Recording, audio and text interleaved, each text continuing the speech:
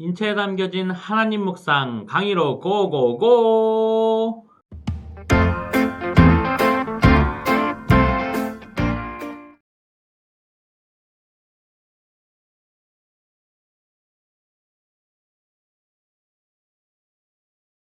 이미 목욕한 자는 발밖에 씻을 필요가 없느니라. 온 몸이 깨끗하니라. 너희가 깨끗하나 다는 아니니라. 이는 안녕하세요. 인체에 담겨진 하나님 묵상 7번째 시간이 찾아왔습니다. 오늘은 우리가 함께 발에 대해서 묵상을 함께 해보고자 합니다. 우리의 인간의 몸을 도형으로 표현해 본다면 동그라미, 또 네모, 세모로 표현을 해볼 수 있습니다. 우리가 어렸을 때 사람을 그려보라고 하면은 아이들은 보통 이렇게 사람을 그리는 것을 볼 수 있습니다. 그러면 여러분, 표현력이 부족해서 그렇게 표현할 수도 있겠지만 아이들은 직감적으로 내면의 세계를 알고 있는 겁니다. 그래서 머리형 인간은 동그라미로 표현을 하고, 가슴형 인간은 네모로 표현을 하고, 또 행동형 인간은 세모로 표현을 합니다. 그래서 사람마다 강하게 쓰는 에너지가 있는데 이것에 따라서 삶의 모양이나 삶의 패턴, 성격 등이 달라지게 되는 것입니다. 애니어그램 성격 심리 검사를 통해서도 우리는 내가 어떤 유형의 사람인지를 쉽게 알 수 있습니다. 그래서 머리를 잘 쓰는 사람은 이성적인 인간으로 동그라미 세계관을 가지고 있습니다. 그래서 머리에 중심을 둔 세계관은 지식과 정보에 따라서 입장이 달라지고 생각이 또 변하기가 쉽습니다. 그래서 이런 사람들은 성경 공부를 하는 것을 좋아하죠. 왜냐하면 지식이 채워져야 하기 때문입니다. 또 마음을 잘 쓰는 사람은 감정형 인간으로 네모 세계관을 가지고 있습니다. 그래서 생각과 이성보다는 감정이 앞서는 사람입니다. 그래서 딱딱한 성경 공부보다는 감동이 있는 이야기를 좋아하고 무언가 마음이 채워질 수 있는 그런 시간들을 더 중요하게 생각합니다. 그래서 많은 것을 느끼고 공감할 줄 아는 감정이 풍부한 사람입니다. 또 행동을 중요하게 여기는 사람은 세모형 세계관을 가지고 있습니다. 이들은 말보다 손이 먼저 나가는 스타일입니다. 그래서 힘의 중심이 배에 있다고 해서 배형, 또 단전형 인간이라고 말하기도 합니다. 이성과 또 감정보다는 행동과 실천에 빠른 사람입니다. 가만히 앉아서 책을 읽는 것으로 지식을 체득하는 게 아니라 발로 뛰어보고 행동해 보면서 체험을 통해 아는 사람인 것입니다. 모든 사람은 이 세 유형 중에 자신이 강하게 쓰는 에너지가 있습니다. 정답이 있는 것이 아니라 모두가 하나님이 주신 모습인 것입니다. 그런데 신앙의 세계에서는 머리로 안 것을 가슴으로 느끼고 이 가슴으로 느낀 것이 발까지 내려가야 하는 세계입니다. 알고 느낀 것을 실천하며 살아가는 세계여야 하는 것입니다. 그러니 이 세 유형 모두가 함께 이루어져야 건강한 신앙생활을 할 수 있게 되는 것입니다. 성경을 보면 예수님께서 제자들에게 구체적으로 세례를 베푸는 장면은 나오지 않습니다. 세례는 요한으로부터 예수님이 받으시고 세족식은 예수님께서 제자들에게 행해 주십니다. 자신의 발을 씻기려는 이 예수님을 향해서 베드로는 이렇게 말했습니다. 어찌하여 제 발을 씻기십니까? 절대로 씻기지 못하십니다. 그러나 예수님은 내가 너를 씻어주지 아니하면 내가 나와 상관이 없다고 말씀합니다. 그러자 베드로는 그럼 내 발뿐 아니라 손과 머리도 씻어 주옵소서라고 또 말합니다.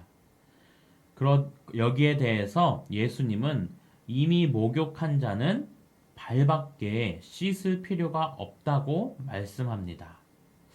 그러면 여러분, 왜 예수님께서는 머리는 씻기지 않으시고 발만 씻으라 하시는 걸까요? 머리는 예수님이 되시고 우리는 발이 되라는 말씀입니다. 예수님을 머리로 받아들인 사람은 이제 예수님의 발이 되어야 합니다. 우리가 그리스도 안에서 세례를 받은 것은 나의 머리됨, 나의 주인됨이 제거된 것을 의미합니다. 그리스도와 함께 죽은 나에게 나의 머리는 없는 겁니다. 예수님께서 우리의 머리로 오시고 우리는 그분의 발로 내려오는 겁니다. 그런 점에서 우리에게 발을 주신 점을 잘 묵상해야 합니다. 여러분은 지금 현재 어디에 중점을 두고 살아가십니까? 여전히 내가 내 머리의 주인 되어서 나의 삶을 이끌어가고 계십니까? 예수님을 머리로 받아들인 우리들의 과제는 오직 하나, 예수님의 발이 되는 것입니다. 내가 머리가 되면 동그라미 세계관과 같이 변하기 쉽고 흔들리기 쉽습니다. 내가 머리로 있으면 생각이 쉽게 변하고 마음이 변하고 의지가 변합니다. 예수님께서 머리가 되셔야 변함없이 흔들리지 않는 삶을 살 수 있는 겁니다. 그리스도인은 가치관, 세계관과 인생관이 예수 그리스도에게 완전히 장악된 사람들입니다. 우리의 머리가 예수님께 붙들려 우리의 발을 통해 예수님과 함께 거룩한 명령을 수행하는 인생이 되어야 하는 것입니다. 우리 몸에서 발이 차지하는 부피는 이 면적은 2%밖에 되지 않는다고 합니다. 그만큼 부피를 적게 차지하면서도 엄청 비중 있는 역할을 감당하고 있는 것이 바로 우리의 발입니다. 우리 몸의 모든 무게를 밑바닥에서 다 받치고 있는 게 발이고 더럽게 느껴지는 땅에 실제적으로 접촉하고 있는 것도 발입니다. 그럼에도 우리 몸에서 가장 천대받고 무시당하는 부위가 또 발입니다. 구조적으로도 발은 머리에서 가장 말단에 속해 있습니다. 그래서 손이나 얼굴에는 조금만 상처가 나도 우리는 병원에 가죠. 그런데 발은 그냥 양말로 가리거나 신발로 가리고 다닙니다. 굳은 살이 박여 못생겨지고 가장 피곤해도 좀처럼 손이 가지 않는 곳이 발입니다. 인류사를 보더라도 사람들은 발을 천대했습니다.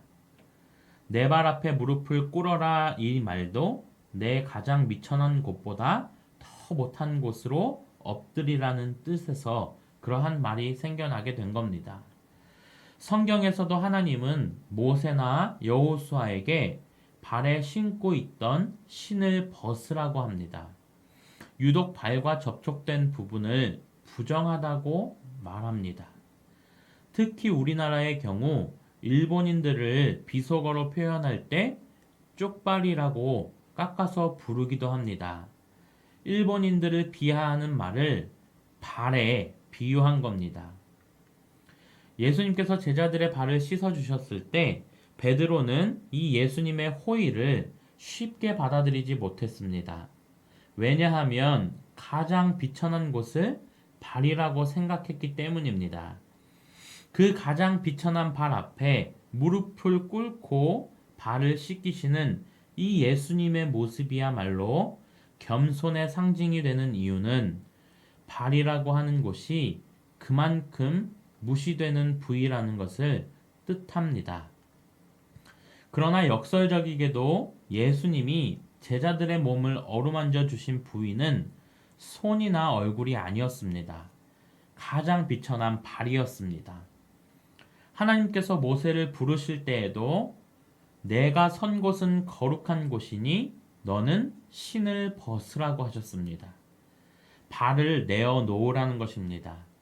하나님이 모세에게 원하신 것은 불어 터진 발, 있는 그대로의 발이었습니다. 그래서 복음은 역설입니다. 복음은 잘나고 반듯하고 건강하다고 하는 사람에게는 미련해 보입니다. 자기가 머리 구실을 하려는 사람들, 자기의 사상과 상식을 고집하는 사람들에게 십자가의 도는 어리석어 보입니다.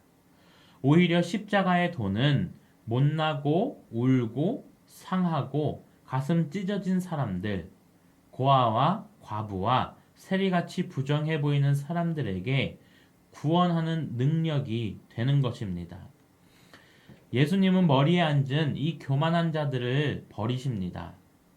불어 터지고 찢기고 상한 발을 사랑하십니다.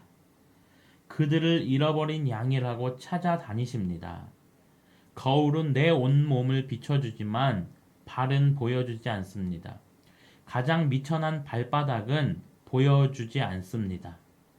그 보이지 않는 내 발의 형상이 진짜 나의 모습인 것입니다. 내가 걸어온 삶의 이 형상이 바로 발에 새겨져 있습니다.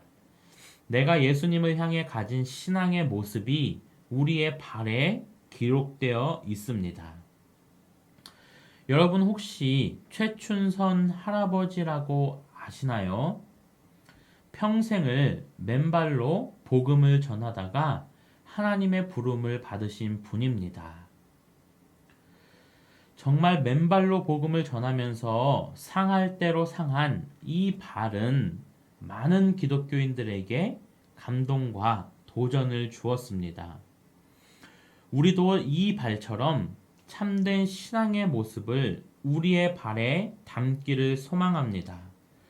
그래서 훗날 천국에서 예수님께서 친히 우리의 발을 만지시며 고생했다 칭찬하실 그 날을 소망하며 오늘 하루도 살아가시기를 간절히 축원합니다. 자, 최 목사의 건강 상식. 네, 오늘은 발과 관련된 건강을 함께 살펴보도록 하겠습니다. 많은 사람들이 족저근막염이란 질병으로 고통스러워합니다. 이것은 약을 먹거나 치료를 받는다고 해도 쉽게 고쳐지지가 않는 질병으로도 유명합니다. 이 족저근막염이란 발바닥 근육을 감싸고 있는 막에 생긴 염증을 의미합니다. 그래서 발 뒤꿈치 뼈의 전 내측과 이 5발가락 뼈를 이어주는 이 족저근막은 발의 아치를 유지하고 발바닥이 받는 이 충격을 흡수하는 역할을 해줍니다.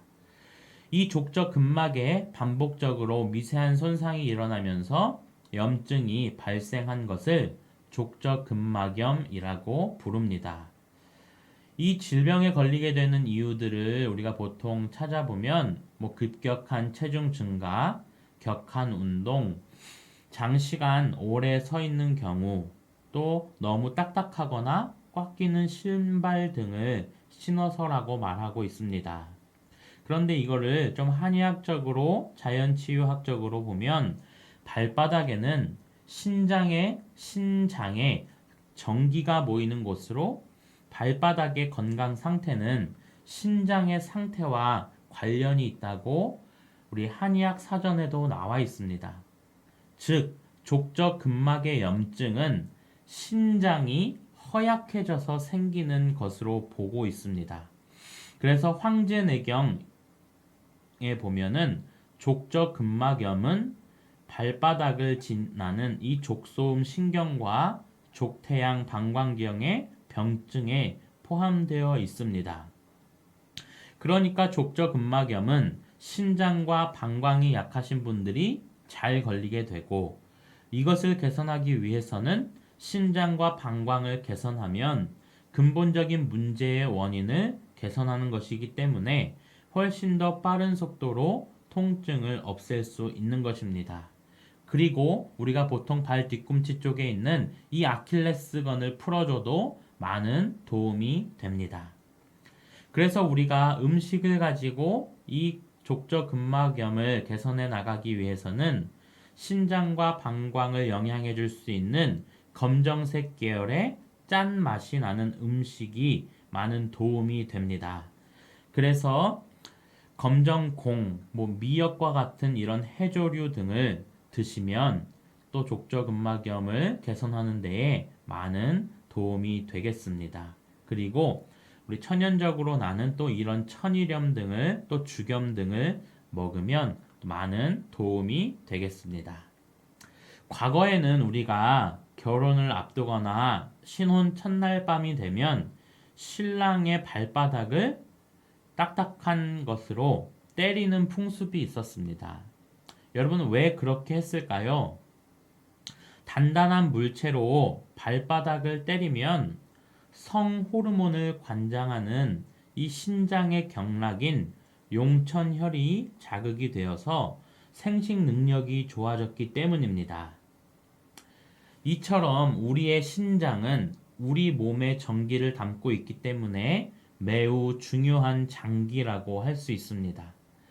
그래서 신장을 건강하도록 잘 관리하는 것이 중요하겠죠?